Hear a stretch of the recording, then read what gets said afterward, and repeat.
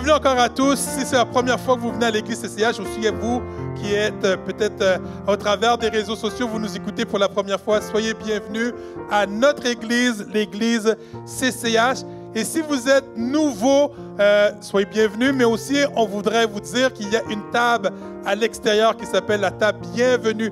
Si vous avez des questions, vous voulez connecter avec nous, peu importe la raison, allez nous voir à la table de connexion, puis ça va nous faire un grand plaisir de connecter avec vous. Aujourd'hui, nous avons Pasteur Joey qui va venir prêcher. Qui était là la dernière fois que Joey a prêché? Hein? Est-ce que vous avez été bénis? C'est les gens qui ont été bénis, est-ce qu'on peut juste... Yes! Joey, je ne te mets pas beaucoup de pression, ça va aller. Mais Joey va être là aujourd'hui. Et comme d'habitude, qu'est-ce qu'on vous demande, s'il vous plaît? C'est juste, si vous êtes touché, si vous aimez ce que vous entendez, tu sais, des fois, un prédicateur, c'est le fun d'avoir un petit peu d'interaction et de dire, zut, je suis peut-être dans le champ. Mais juste d'encourager Joey et de dire Amen, si vous êtes bénis. Et si ça vous touche, qu'est-ce que Joey va nous apporter aujourd'hui. Et juste avant de laisser la place à Joey, je vais prendre le temps de remettre la réunion dans les mains du Seigneur et qu'il puisse préparer la place à Joey. Seigneur, nous voulons te remercier pour ta grâce, te remercier pour ton amour, te remercier pour qui tu es, Seigneur. Et tu nous permets d'être là aujourd'hui, Seigneur Dieu, qu'on puisse sortir d'ici béni par toi, Seigneur. Mais pour cela, dispose nos oreilles, dispose nos cœurs à recevoir des vérités que tu as pour nous, Seigneur, afin qu'on puisse les accaparer pour nous et sortir d'ici béni. Je te remets Joey entre tes mains, Seigneur Dieu. Je te remets tous les autres départements dans l'Église, aussi les enfants, les ados, que ton esprit puisse être là. Mais je te demande aussi de bénir Joey, que tu puisses avec lui, que tout esprit qui n'est pas de toi puisse partir, mais qu'il puisse se sentir libre de proclamer et d'amener qu'est-ce que tu lui as mis sur son cœur. Garde-le, bénis-le et dispose nos cœurs. Et c'est ainsi que je te prie, dans le nom de ton Fils Jésus-Christ qui vit au siècle des siècles, que tout le monde puisse dire un grand. Est-ce qu'on peut accueillir Joey? Merci beaucoup tout le monde. Ça fait plaisir d'être là ce matin avec vous pour apporter le message que le Seigneur a mis sur mon cœur. Puis j'espère que ça va bien. Ça va bien encore tout le monde? Oui? Parfait. L'automne, oui, c'est ça n'a pas changé depuis les derniers 20 secondes. J'espère que vous passez une belle automne. Déjà, les feuilles, en tout cas dans mon coin, sont déjà pas mal toutes étendues sur le terrain. D'ailleurs, si jamais il y a des gens qui veulent venir nous aider, on a un grand terrain. Non. Mais oui, c'est déjà, Cathy, on riait parce qu'il y avait déjà quelqu'un dans le passé qui avait dit, tu sais, il y a le festival des couleurs, tu sais, dans les Laurentides, c'est super beau ce temps-là. Mais en ce moment, en tout cas, à Saint-Colomban, chez nous, c'est rendu le festival de la branche. Donc, il n'y a plus de feuilles, c'est rendu juste des branches. Donc, c'est vraiment ma saison préférée. Puis, je suis tout le temps triste parce que ça passe tellement vite. Il faut profiter de ça, les couleurs, de prendre du temps dans la nature. Qu'est-ce que Dieu a créé? Qu'est-ce que Dieu nous permet de pouvoir avoir dans les Laurentides? J'avais une petite annonce aussi pour la semaine prochaine. Le temps va, justement, on est en train de changer de saison, c'est l'automne, puis tout ça. Puis la semaine prochaine, il ne faut pas oublier de reculer l'heure. Je sais que nos cellulaires vont le faire un peu à notre place, mais toutes les autres horloges dans la voiture, dans la maison, qui ne sont pas connectées, malgré qu'il n'y a plus grand-chose qui est plus connecté aujourd'hui, avec tout le Wi-Fi et tout. Mais ne pas vous oublier la semaine prochaine, sinon vous allez sûrement arriver pas à l'heure. Yes. Donc, comme Candy, il parlait de la prédication. La dernière fois que j'ai prêché, c'était le 10 juillet. Pour ceux qui étaient là, j'avais prêché sur un message qui s'appelle « La louange dans l'épreuve » et je vous avais partagé un peu mon cœur sur toutes les épreuves qu'on avait passées à travers la dernière année avec le cancer de mon père, le décès de ma grand-mère. Puis là, je prêche le 10 juillet. Puis après ça, ma fête, c'est le 19 juillet. Un autre petit insight, si jamais l'année prochaine. Le 19 juillet, c'est ça, c'est le jour de ma fête. Puis là, on reçoit un téléphone de mes parents qui parlent que là, ma tante, la sœur de mon père qui vient de vivre un cancer, que là, elle aussi, elle vient d'être diagnostiquée avec un cancer du pancréas. Fait que là, OK, là, on se met à prier, la chaîne de prière, puis tout ça. Puis je reçois un autre téléphone le vendredi de la même semaine pour dire que là, écoute, il va falloir que tu viennes visiter ta tante parce que ça va être probablement la dernière fois que tu vas l'avoir. Fait que beaucoup d'émotions tout de suite après ce message-là, quand on parle de l'épreuve, puis d'avoir un cœur de louange, d'adoration. On a regardé dans Acte 16 de Paul et Silas qui avaient été battus, qui avaient été mis en prison. Juste pour avoir prêché puis avoir chassé un démon, ils causaient du trouble, puis là, se sont retrouvés en prison. Puis des fois, c'est difficile, on se retrouve, on n'avait pas prévu ça, notre itinéraire, on s'en va dans la vie, puis là, paf, il y a des choses qui arrivent. Et quand tu prêches des messages comme ça, des fois, on est mis à l'épreuve, nous aussi, tout de suite après. Fait que je fais attention à cette heure de qu'est-ce que je dis, là. Parce qu'il ne faut pas aller trop raide. Non. Mais c'est ça, puis on a eu l'opportunité d'aller voir ma tante, mais c'est ça, à l'intérieur de 6 jours, j'ai appris que ça allait plus, que ça allait pas bien, puis après ça, 6 jours plus tard, le lundi, elle est partie rejoindre le Seigneur. La bonne nouvelle, c'était une croyante, elle avait mis sa confiance en Jésus, fait qu'on a un baume sur le cœur que maintenant elle est avec Jésus, elle ne souffre plus, puis ça a été extrêmement rapide. Donc, des fois, il y a de la maladie, des fois, ça s'éternise sur plusieurs mois ou des fois plusieurs années, mais dans son cas, ça a été rapide. Mais c'est sûr, ça fait tout le temps de quoi, tu sais, ça fait, c'est raide, tu sais, parce qu'elle avait juste 58 ans. Fait que c'est sûr que tu t'attends moins à ça, tu sais, ma grand-mère, tu sais, c'est sûr, on s'attend plus qu'une grand-mère, ça peut arriver n'importe quand même. Mais quand c'est quelqu'un avec 58 ans, c'est sûr que ça rentre plus là, dans les émotions, puis tout ça. Puis on a vécu le service, puis j'étais allé, puis j'ai juste chanté justement. On a loué le Seigneur. Il y avait, tu sais, dans les services, il y a des gens qui ne sont pas familiers avec la foi. Mais on a chanté des chants, puis on a senti vraiment la présence de Dieu qui était là au service. Les gens ont vraiment été touchés. On a pu chanter, louer le Seigneur malgré l'épreuve, malgré la perte. On a pu louer le Seigneur ensemble. Donc, ce matin, on va parler de 3 clés pour entrer dans une nouvelle dimension dans notre vie. Et ce message-là, c'est vraiment, ça m'a béni de préparer ça. Tu sais, des fois, on est là, on prêche le dimanche matin, mais premièrement, c'est vraiment quelque chose qui vient me toucher personnellement. Si vous avez de la misère avec le regard des autres, si vous pardonnez vous-même est un défi, si tes paroles ne portent pas en général la vie, puis si tu te sens maladroit avec la grâce de Dieu, bien, ce message est pour nous ce matin, pour toi ce matin.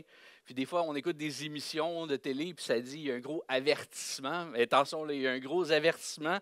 Ça dit, n'essayez pas ça à la maison. Mais ce matin, on va faire le contraire. Au contraire, il faut que tu essayes ça à la maison.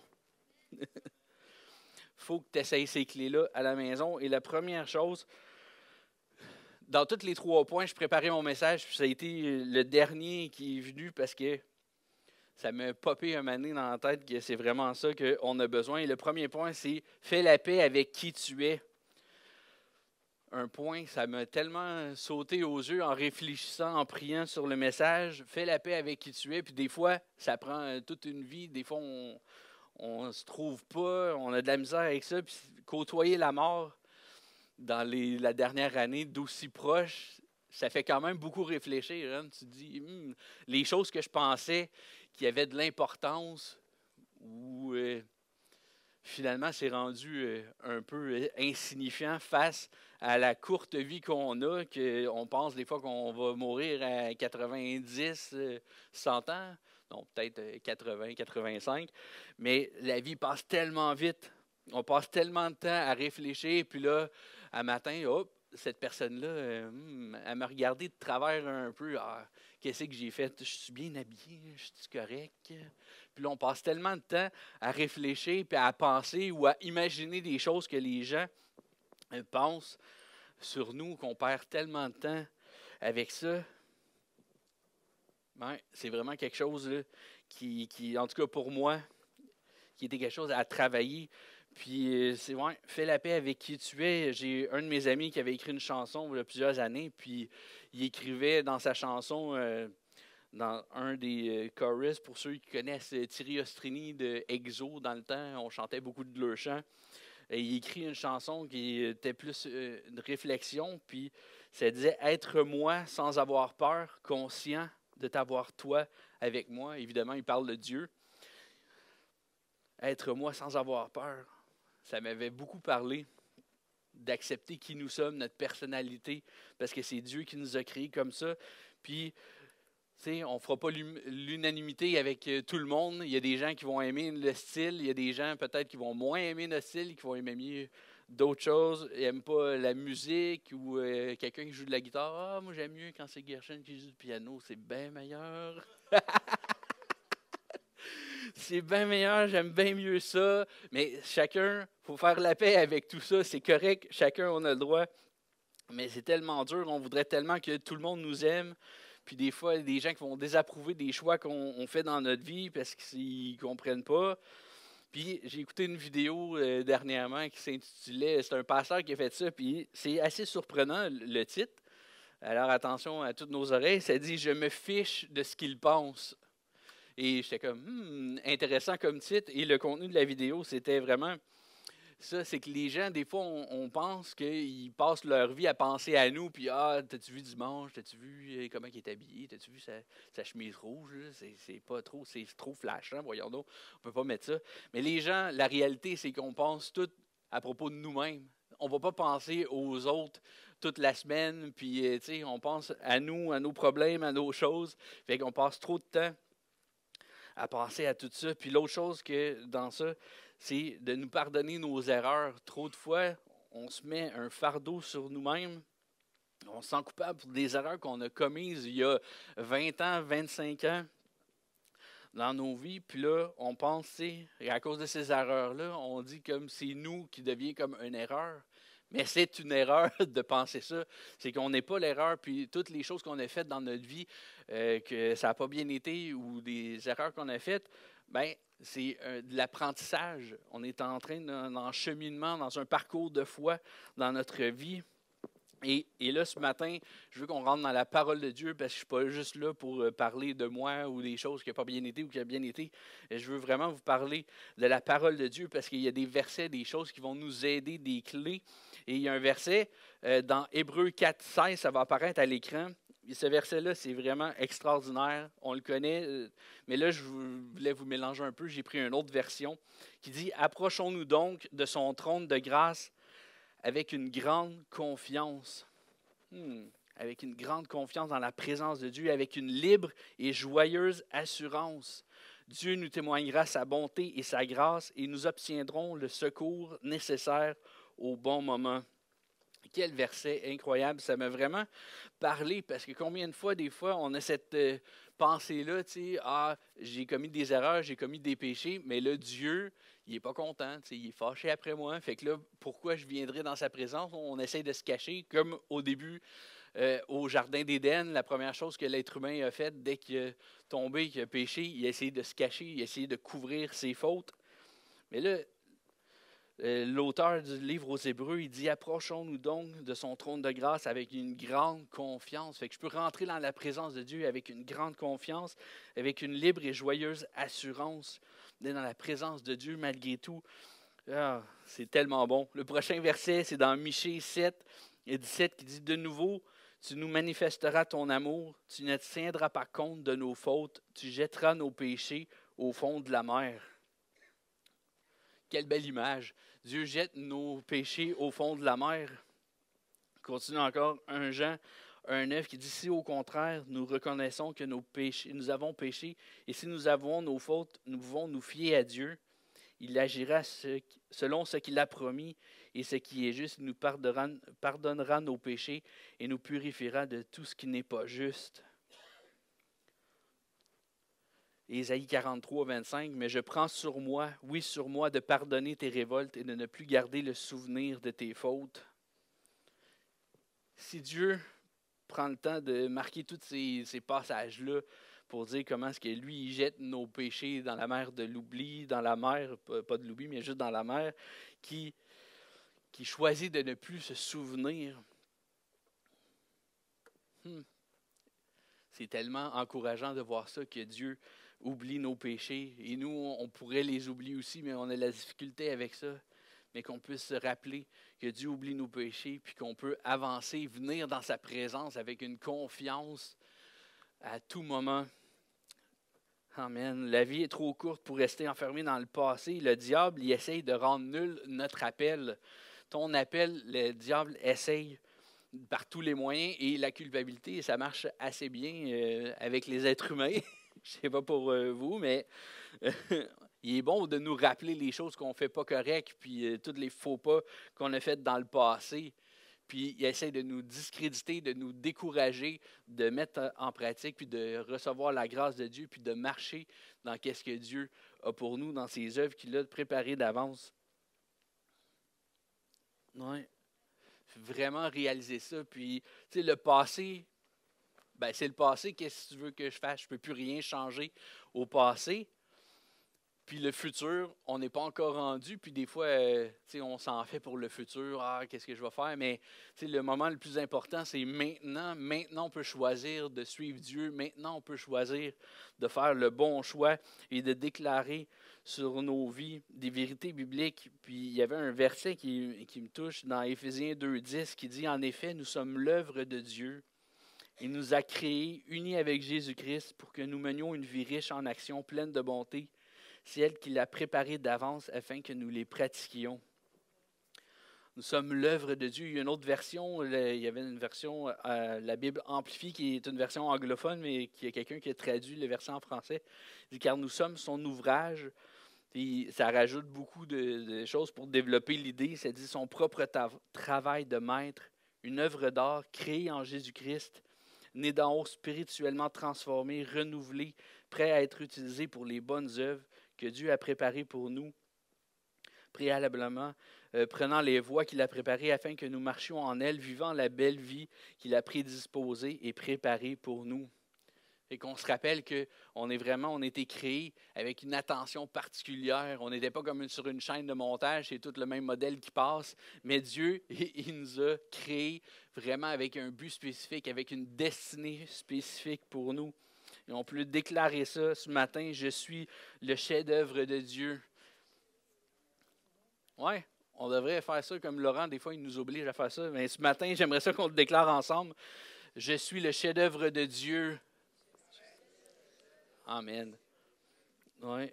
Il y a une autre déclaration, c'est juste, on se pratique parce que, comme je vous disais, il faut le pratiquer à la maison aussi. Il y a plein d'autres déclarations de la Bible que tu peux appliquer à ta vie. Et la prochaine déclaration, ça dit « J'ai été créé et façonné pour manifester la gloire de Dieu. » Dans Ésaïe 43, 7, « Ramenez ceux qui portent mon nom, tous ceux que j'ai créés et que j'ai façonnés, que j'ai fait pour qu'ils manifestent ma gloire. » On va le dire ensemble, j'ai été créé, façonné pour manifester la gloire de Dieu. J'ai été créé, façonné pour manifester la gloire de Dieu. Wow! On sent déjà un petit peu plus remonter, je trouve, juste en déclarant la parole de Dieu comme ça sur nos vies. Oh, la parole de Dieu nous donne tous les moyens pour vaincre toutes les épreuves. Et c'est ça, plus tu vas te nourrir comme ça et plus tu vas être capable, comme la souris, de quand les épreuves, ça snap, de pogner la trappe et de commencer à faire des push-ups avec. Deuxième clé ce matin qui, justement, ça l'enchaîne avec les déclarations qu'on vient de faire, qu'on a été créé, façonné pour manifester la gloire de Dieu. Attention à ce que tu dis. Ça, c'est tellement quelque chose qui me parle et que je vis. T'sais, on a de la misère, surtout avec notre petit dialogue à l'intérieur de notre tête, là, qui avec les mots, des fois, c'est pas tout le temps positif, ou souvent, c'est plus souvent négatif. Mais de vraiment faire attention à ce qu'on dit. Puis j'étudiais des passages qu'on va regarder tantôt.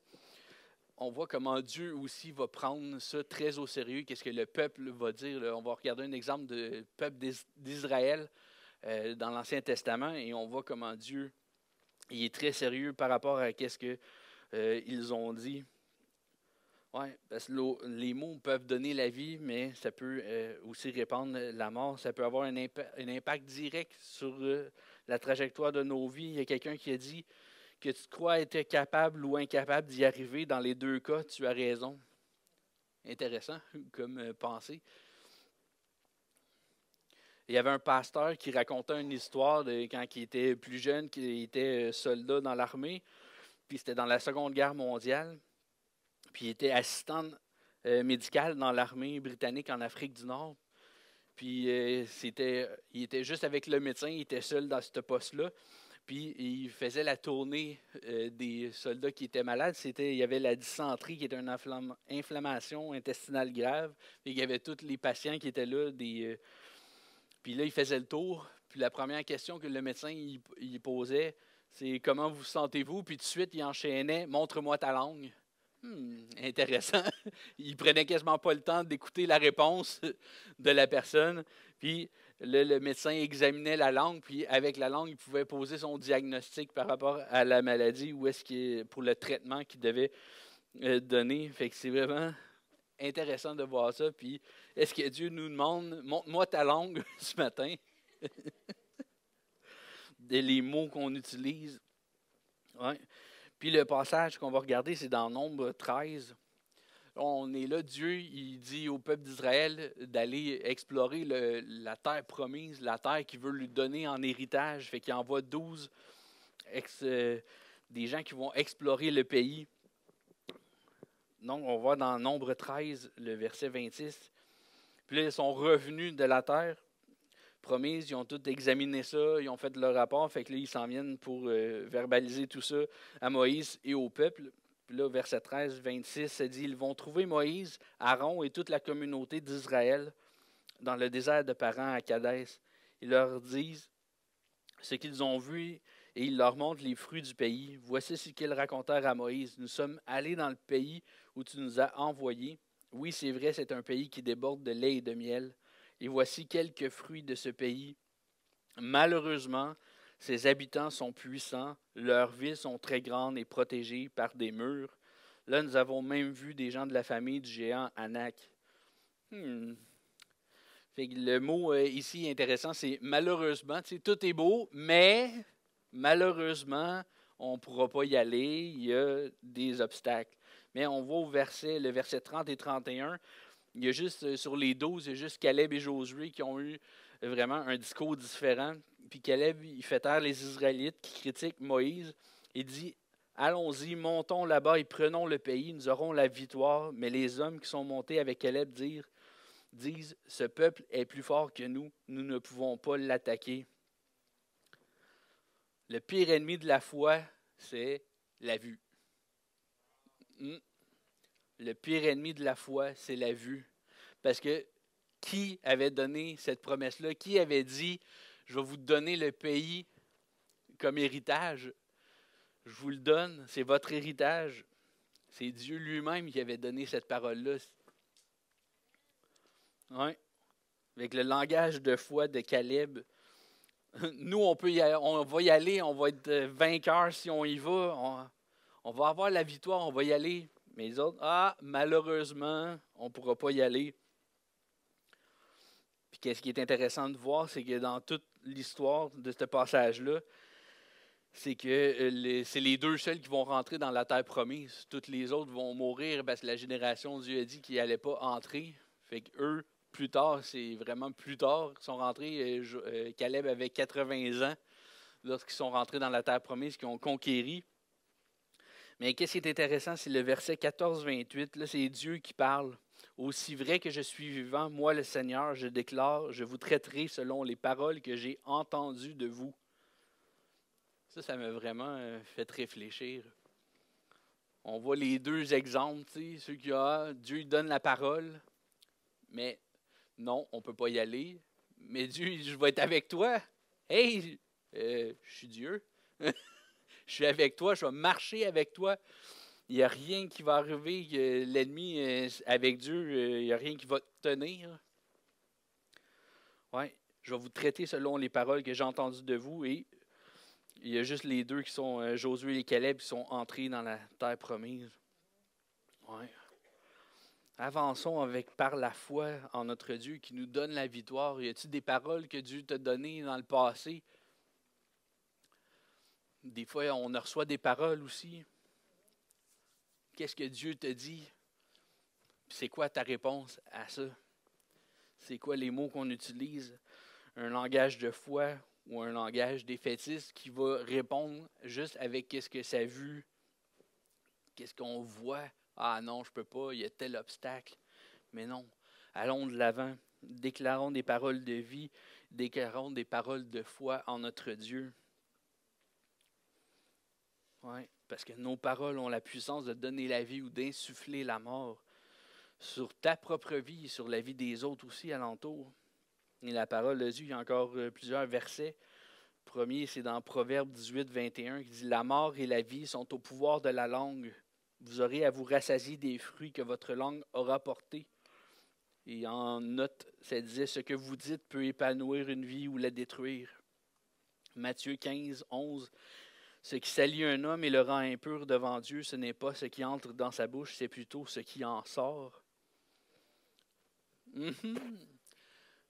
La Bible a beaucoup de choses à dire sur la langue et on aurait pu regarder encore Jacques 3. Je vais vous laisser le lire à la maison, mais Jacques 3 donne vraiment, c'est très détaillé par rapport à la langue, nos paroles.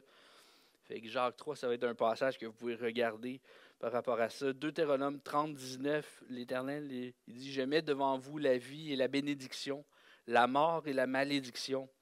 Choisissez donc la vie pour que vous viviez, vous et vos enfants. » Dieu, il veut qu'on choisisse la vie, il veut qu'on choisisse la bénédiction. Amen. Alléluia. La semaine prochaine, Pasteur Laurent va commencer une nouvelle série qui s'intitule « Grâce sur grâce ». Je vous invite vraiment à ne pas manquer ça. Ça va être vraiment un temps de présence de Dieu sur la grâce. Et ça l'enchaîne avec la troisième clé qui parle « Avance soutenu par la grâce ». Puis Laurent, il a parlé un peu des phrases qu'on avait un peu pour l'Église, puis ça fait partie de ça. Avance porté par sa grâce. Avance soutenu par la grâce de Dieu. Ça, c'est vraiment, on a de la misère un peu à accepter la grâce de Dieu. Parce que c'est tellement, qu'est-ce que j'ai fait, c'est tellement grave, tu sais, on se sent pas adéquat, on se sent pas à la hauteur, fait qu'on a de la misère. Puis là, je vais vous faire une confidence ce matin. J'aime ça ouvrir un peu mon cœur quand je prêche, mais je suis pas monsieur câlin. Je suis pas quelqu'un, tu sais, à part avec la famille, tout ça, mais tu sais, quand je rencontre des nouvelles personnes, je suis pas le premier à « Salut! » Puis ça donne des situations cocasses, tu sais, c'est comme, tu sais pas trop, puis là, t'es comme, hop, puis là, tu reviens, t'arrives sur le même bord, t'es quasiment sur le bord de t'embrasser. Puis là, on est comme maladroit. En tout cas, pour moi, c'est comme ça que je le vis. Puis, ça se peut-tu qu'on est un peu comme ça, beaucoup, avec la grâce de Dieu? On est comme, j'ai-tu le droit? J'ai-tu pas le droit de faire ça? Comment est-ce qu'on se place pour recevoir l'accolade de la grâce de Dieu? Ouais. On est maladroit.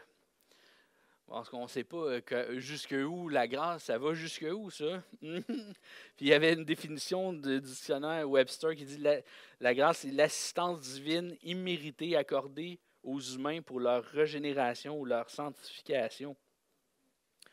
C'est vraiment super bon. L'assistance, c'est vraiment ça. J'aimerais ça qu'on puisse regarder une autre histoire de l'Ancien Testament, de la Bible, avec quelqu'un qui a étiré la grâce de Dieu. Ben, pas étiré, mais je veux dire qui a essayé de tester la limite de la grâce de Dieu. Puis pourtant, il y a des gens qui ont des excuses. Si tu n'as jamais entendu parler de Dieu, puis tu étais vraiment dans un pays où tu avais une autre culture, d'autres dieux, tu ne connaissais rien, mais lui, il avait grandi avec c'était un juif, donc il avait grandi avec la culture de Dieu, l'Éternel. Il avait expérimenté sa bénédiction. Il savait tout ce qu'il avait, ça venait de la main de Dieu. Et puis, qu'est-ce qui nous rend perplexes avec lui, c'est qu'il avait reçu en plus une promesse exclusive juste pour lui. Puis malgré tout ça, il a tourné le dos à Dieu plein de fois. T'es comme, ça nous fait vraiment réfléchir. Des fois, la grâce, on n'est pas sûr. Mais avec cette histoire-là, je pense que ça va nous donner une bonne idée. Ouais, s'il y a quelqu'un qui avait poussé dont le comportement a poussé hors de la grâce de Dieu, c'était bien cet homme. Mais à la fin, il a découvert que la grâce de Dieu n'a pas de limite. Ça, c'est quelque chose aussi. On dirait que la grâce de Dieu n'a pas de limite. C'est comme, je suis pas sûr. On dirait que le côté religieux en moi, il n'aime pas ça. Il n'aime pas ça. La grâce de Dieu n'a pas de limite. C'est ben trop facile. Ça veut dire que je peux faire n'importe quoi.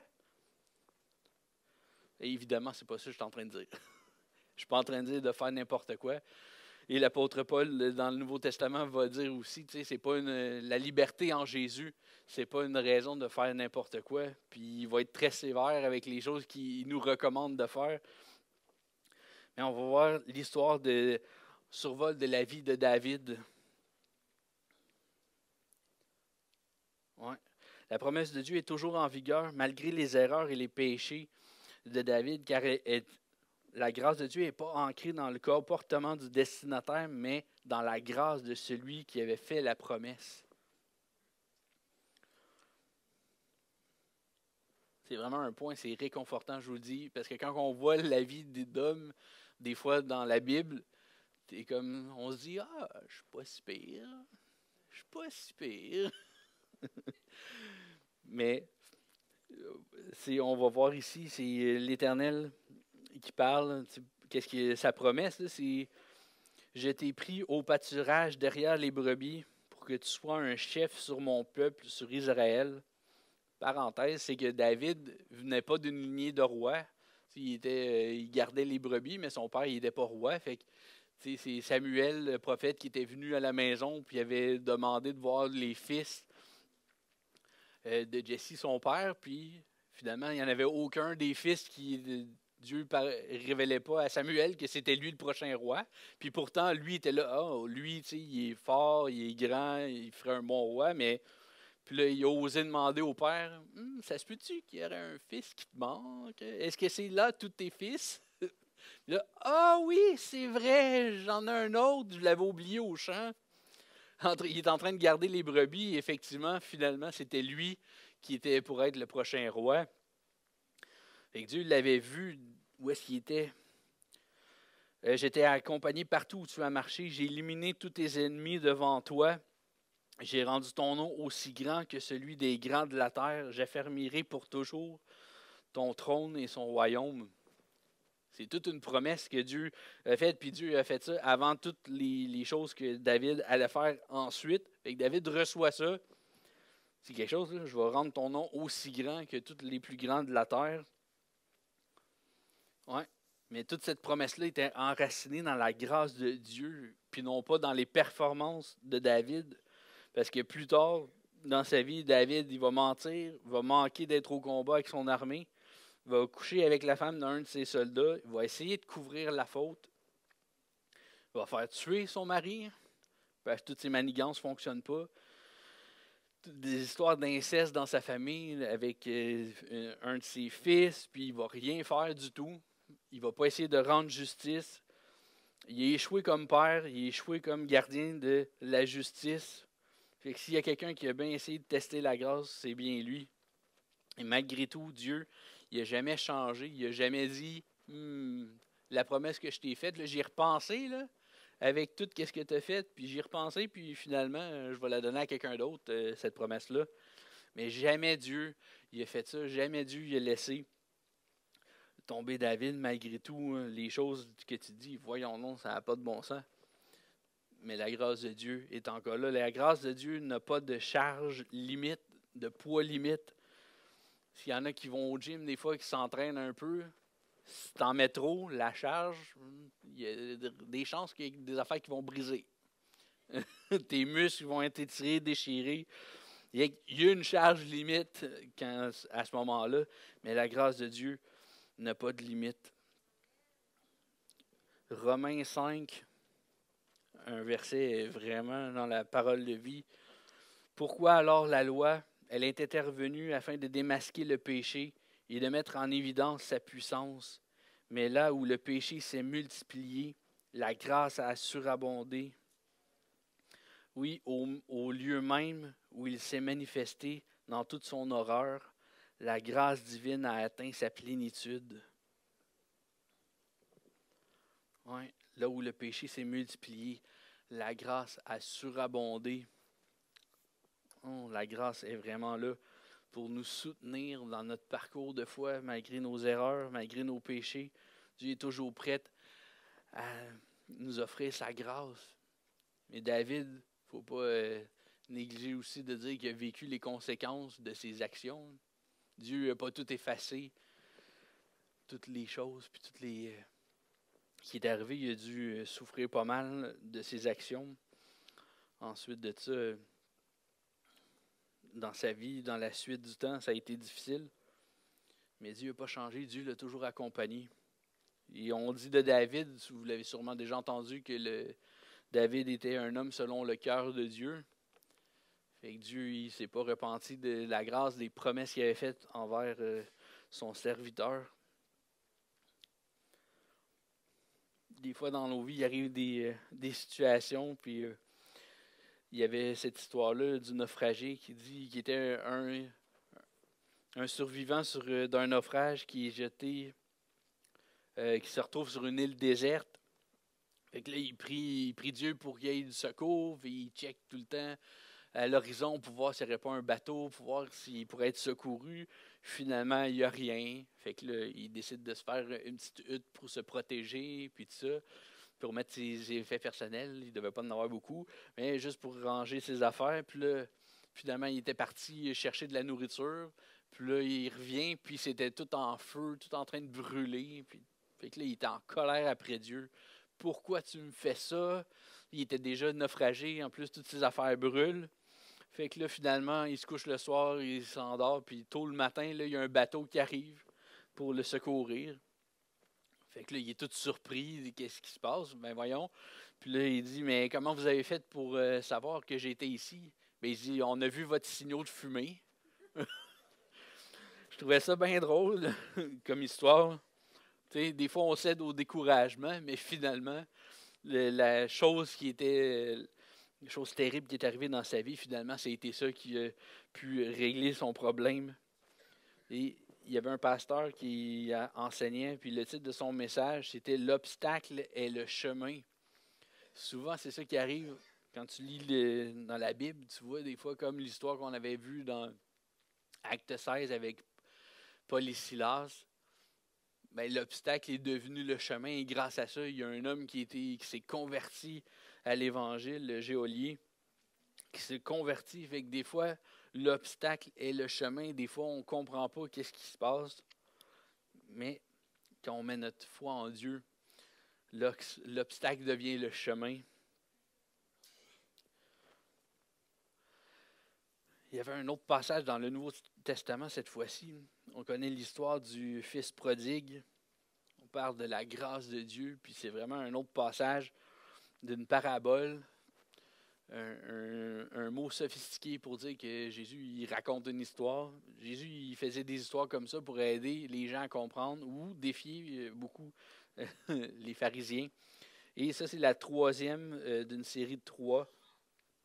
Et dans le verset 15, chapitre 15, verset 11, ça dit « Jésus dit encore, un homme avait 2 fils. Le plus jeune dit à son père, « Père, donne-moi la part de notre fortune qui doit me revenir. » Alors le père partagea ses biens entre ses 2 fils. Peu de jours après, le plus jeune fils vendit sa part de la propriété et partit avec son argent pour un pays éloigné. Là, il vécut dans le désordre et gaspilla ainsi tout ce qu'il possédait. Quand il eut tout dépensé, une grande famine survint dans ce pays. Il commença à manquer du nécessaire. Il se mit donc au service d'un des habitants du pays qui l'envoya dans ses champs garder les cochons. Il aurait bien voulu se nourrir du fruit du caroubier que mangeaient les cochons, mais personne ne lui en donnait. Alors il se mit à réfléchir sur sa situation et il se dit, « Tous les employés de mon père ont du pain en abondance, tandis que moi, ici, je meurs de faim. Je veux repartir chez mon père et je lui dirai, « Père, j'ai péché contre Dieu et contre toi. Je ne suis plus digne que tu m'appelles ton fils. Traite-moi donc comme l'un de tes employés. » Il repartit chez son père. Tandis qu'il était assez loin de la maison, son père le vit et il fut bouleversé. Il courut à sa rencontre, le serra contre lui et l'embrassa longuement. Le fils lui dit alors, « Père, j'ai péché contre Dieu et contre toi. Je ne suis plus digne que tu m'appelles ton fils. » Mais le père dit à ses serviteurs, « Vite, apportez le plus bel habit et mettez-le lui. Passez-lui une bague au doigt et des chaussures aux pieds. Amenez le veau bien gras et tuez-le. Nous allons faire un festin et nous réjouir, car mon fils, que voici, était mort, et il est revenu à la vie, il était perdu, et je l'ai retrouvé. Ils commencèrent à faire la fête. Quelle belle histoire. Et souvent, on en regarde plus le fils prodigue. Ah, il s'est repenti, il est revenu. Mais j'aimerais porter à votre attention vraiment le verset 22. Pardon, pas le verset 22. Le verset 20. Il dit, il repartit chez son père. Pendant qu'il était encore loin, son père le vit, puis il fut bouleversé, il courut à sa rencontre. Et dans cette histoire-là, c'est vraiment, ça représente Dieu qui est là, qui accueille un pécheur qui se repent, puis qui vient.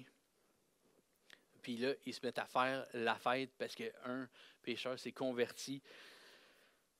Quelle grâce incroyable que notre Dieu, il nous accueille, même si on s'en va, puis on fait toutes sortes de choses qui ne sont pas dans sa volonté, puis on fait des erreurs, puis tout ça.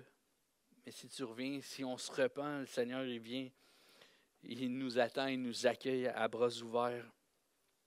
Jean 15, 16, ça dit, « Ce n'est pas vous qui m'avez choisi, c'est moi qui vous ai choisi. Je vous ai donné une mission afin que vous alliez, que vous portiez du fruit et que votre fruit demeure. » 1 Pierre 2, 9, « Vous, au contraire, vous êtes un peuple choisi, des prêtres royaux, une nation sainte, un peuple racheté, afin de proclamer les louanges de celui qui vous a appelé des ténèbres à sa merveilleuse lumière. »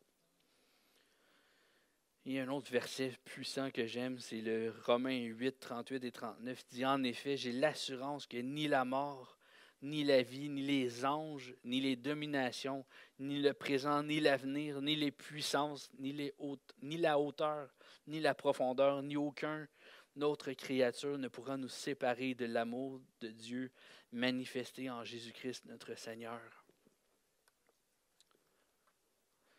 Puis là, il y a plein de mots là-dedans qu'on se dit, pas sûr, mais on peut rajouter d'autres mots, on peut changer les mots, même si on n'est pas venu à l'église assez souvent, même si j'ai pas lu ma Bible assez souvent cette semaine. Il n'y a rien de tout ça qui peut me séparer de l'amour de Dieu. Des fois, on est là et on focus sur nous-mêmes, sur qu'est-ce que nous, on peut faire, sur nos actions. Mais Dieu nous aime. Dieu nous aime tout court, sans besoin de rien d'autre. Mais Dieu, il veut qu'on se rapproche de lui. Dieu, il veut qu'on soit proche, qu'on développe une relation avec lui. Il ne veut pas que tout le passé ou les choses, hier, c'est hier, et aujourd'hui, c'est aujourd'hui, puis on peut changer la trajectoire de nos vies aujourd'hui. On peut prendre une décision pour Jésus. Et puis si on commençait aujourd'hui à faire la paix avec nous-mêmes, à nous pardonner, puis à nous voir comme Dieu nous voit.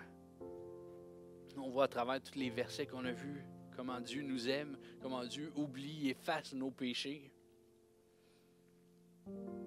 Si on commençait à prononcer des paroles de vie sur nous-mêmes, sur les autres, sur notre famille, et si on marchait chaque jour soutenu par sa grâce, approchons-nous donc de son trône de grâce avec une grande confiance, avec une libre et joyeuse assurance. Dieu nous témoignera sa bonté et sa grâce, et nous obtiendrons le secours nécessaire au bon moment. Dieu veut témoigner sa bonté, sa grâce ce matin. Alléluia. Prions ensemble. Seigneur, vois nos cœurs qui veulent entrer, Seigneur, dans une nouvelle dimension avec toi, Seigneur, une nouvelle profondeur, Seigneur, avec toi. Oui, on veut découvrir plus ton cœur, ton amour, ta grâce envers nous. Pouvoir avancer, Seigneur, libre et confiant, oh Dieu, dans ta présence, Seigneur, parce que tu nous accueilles les bras ouverts, oh Dieu. Quel privilège, Seigneur, d'être appelé tes enfants, Seigneur. Tu nous relèves, Seigneur, tu nous aides chaque jour, oh Dieu. On peut aller encore plus loin, Seigneur. On a vraiment besoin de toi, Seigneur. Besoin de ta présence, Seigneur, dans nos vies, oh Dieu. Merci parce que tu ne changes pas, Seigneur. Tes promesses sont oui, amen, Seigneur. S'accrocher à tes paroles, Seigneur. Oui, Seigneur, c'est dans ton nom, Jésus, qu'on a prié ce matin. Amen. Amen. Soyez bénis, louons le Seigneur ensemble. Alléluia.